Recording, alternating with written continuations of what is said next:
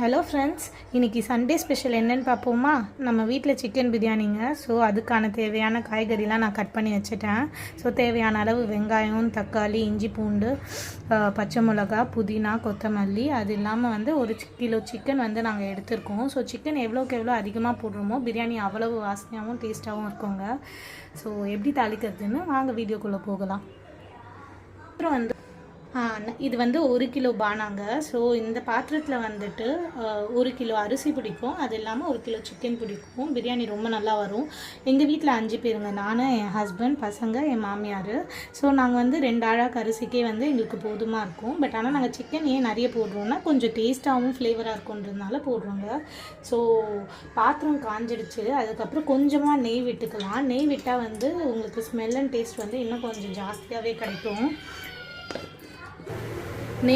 நெய் விட்டுட்டு கொஞ்சமாக அதுக்கப்புறமா வந்து எண்ணெய் சேர்த்துக்கலாம். ஸோ நான் இப்போ கொஞ்சோண்டு எண்ணெய் சேர்த்துக்கலாம்.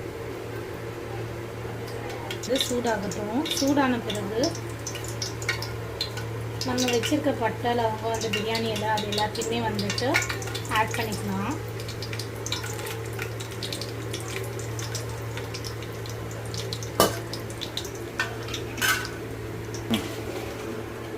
இப்போ பொரிஞ்சாச்சு. எல்லாம் போட்டதுக்கப்புறமா வெங்காயம் கொஞ்சம் போட்டுக்கலாம்.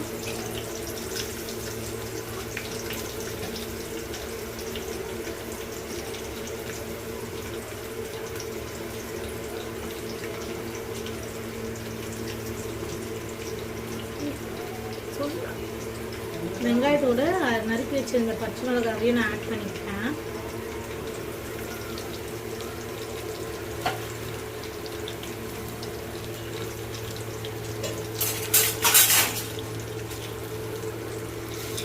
நல்லா வதக்கணும். பொன்னிறம் ஆகிற வரைக்கும் நல்லா வதக்கலாம். அப்புறமா வந்துட்டு உப்பு சேர்த்துக்கலாம்.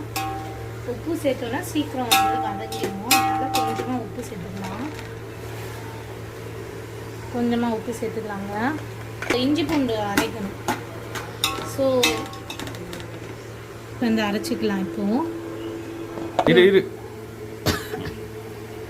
இஞ்சி பூண்டு விழுது அரைச்சாச்சுங்க, நல்லா மசிய. இப்போ கொஞ்சம் பிரியாணியில் ஆட் பண்ணிக்கலாம்.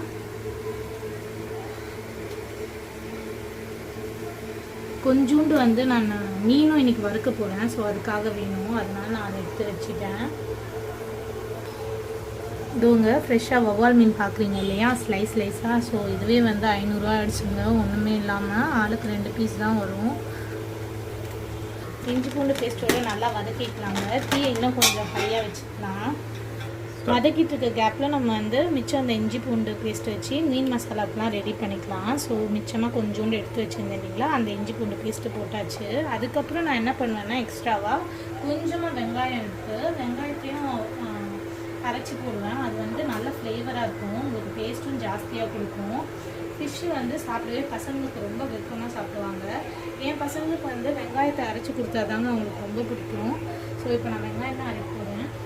அரைச்ச வெங்காயத்தையும் இதோட ஆட் பண்ணிக்கலாம்.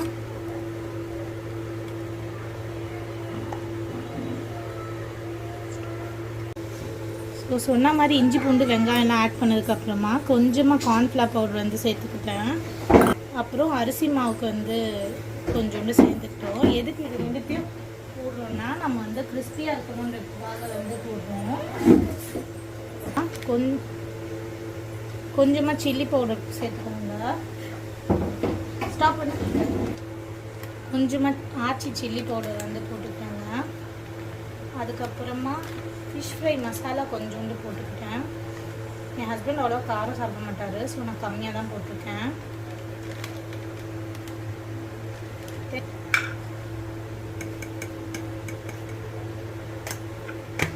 அது இல்லாமல் கொஞ்சமாக லெமன் வந்து பிழிஞ்சிக்கலாம்.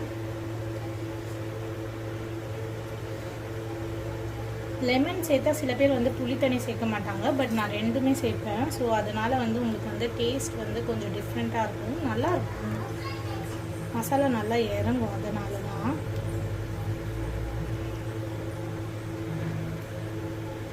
இப்போ ஃபுல்லாக எல்லா மசாலாவையும் கலரி விட்டுக்கலாங்க ஒன்றா.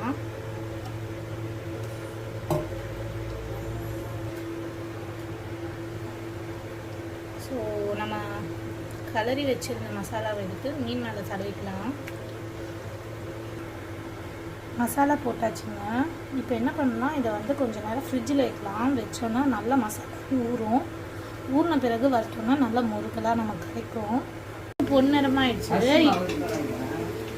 ஓரளவுக்கு பொன்னிறமாயிடுச்சு. இப்போ தக்காளி ஆட் பண்ணிக்கலாம்.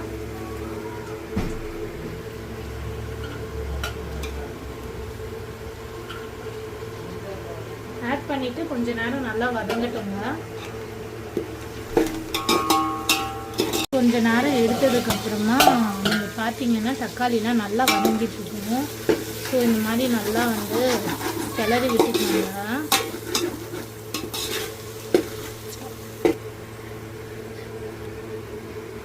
இந்த மாதிரி சமயத்தில் வந்துட்டு நல்லா வதங்கினதுக்கப்புறமா நம்ம வந்து சிக்கனை போட்டுக்கலாம். நான் சொன்ன மாதிரி 1 கிலோ சிக்கன் எடுத்துருந்தேங்க. ஸோ இதை நான் எதுவும் பண்ணலை, உப்பு மிளகாத்தூள் போட்டு கொஞ்சம் நேரம் வந்து ஊற வச்சுருந்தேன். ஸோ அப்படி போட்டிருந்தோன்னா இதில் கொஞ்சம் மசாலா ஊறி இருக்கும், உங்களுக்கு வதக்கும் போது டேஸ்ட்டாகவும் இருக்கும்.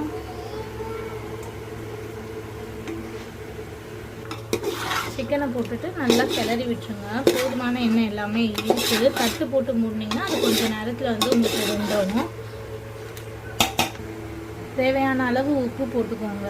அதுக்கப்புறம் கொஞ்சமாக நான் வந்து சில்லி பவுடர் போட்டுக்கிட்டேன். ஸோ இது போட்டால் கலர் உங்களுக்கு நல்லா கிடைக்கும். ஸோ நான் யூஸ் பண்ணிக்கிறது ஆச்சி சில்லி பவுடருங்க. எதுவுமே நான் ஆட் பண்ணல. கொஞ்ச நேரம் கழித்து மூடி எடுத்தோன்னா அழகாக தண்ணி கறியிலேருந்தே விட்டு கறி நல்லா வெந்து போயிட்டுருக்கு பஞ்சு மாதிரி. இந்த டைமில் நம்ம என்ன பண்ணோம்னா கொஞ்சமாக புதினா சேர்த்துப்போம். புதினாவும் கொத்தமல்லியும் நான் வந்து ஆல்ரெடி எடுத்து வச்சுருந்தேன் இல்லைங்களா, ஸோ அதை வந்து அலசிட்டு சேர்த்துப்போம். இது தான் ஏன் வந்து இப்படி கட் பண்ணி போட்டுப்பேன், புதினா கொத்தமல்லி ரெண்டுத்தையும் சேர்த்து. ஸோ அப்படி கட் பண்ணி போடும் போது அதோட ஸ்மெல் உங்களுக்கு நல்லா வரும்.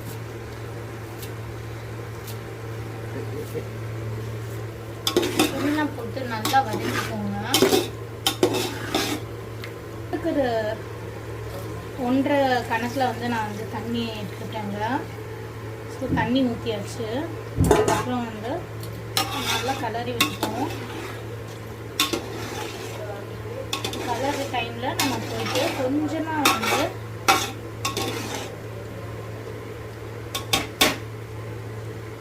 லெமன் விட்டுக்கலாம்.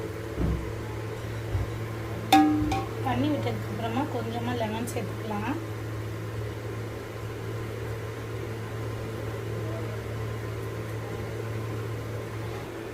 தயிர் கொஞ்சம் நல்லா பீட் பண்ணிக்கலாங்க.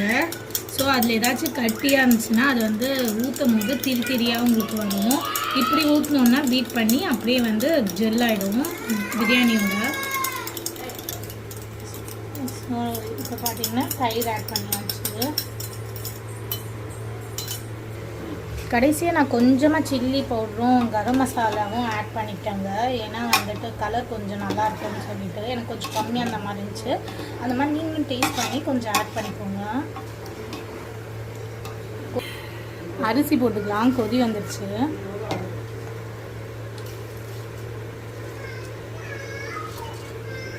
நான் டோட்டலாக நான் 2 அழகு அரிசி போட்டிருக்கேங்க. ஸோ அதனால் வந்து 3 தண்ணி ஊற்றினேன். ஏன்னா சிக்கன்லேயே ஆல்ரெடி தண்ணி இருந்ததுனால 3 அழகு தண்ணி ஊற்றினேன். அந்த அழகு வந்து கணக்கு நான் எடுத்துக்கல.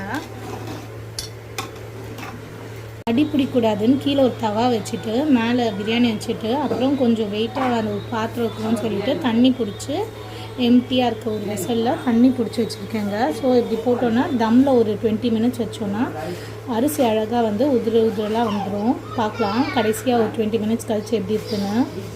போட்டு எண்ணெய் காஞ்ச உடனே ஃபிஷ் ஃப்ரை பண்ணிடலாங்க.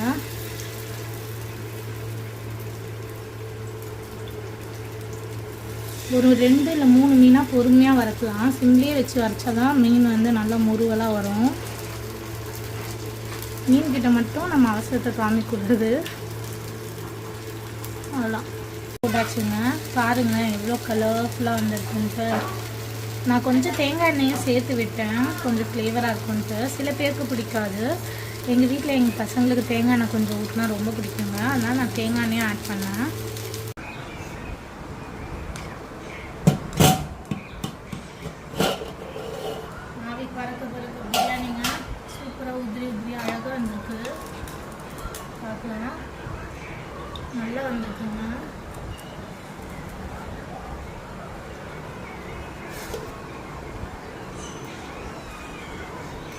போட்டுடுவோம்.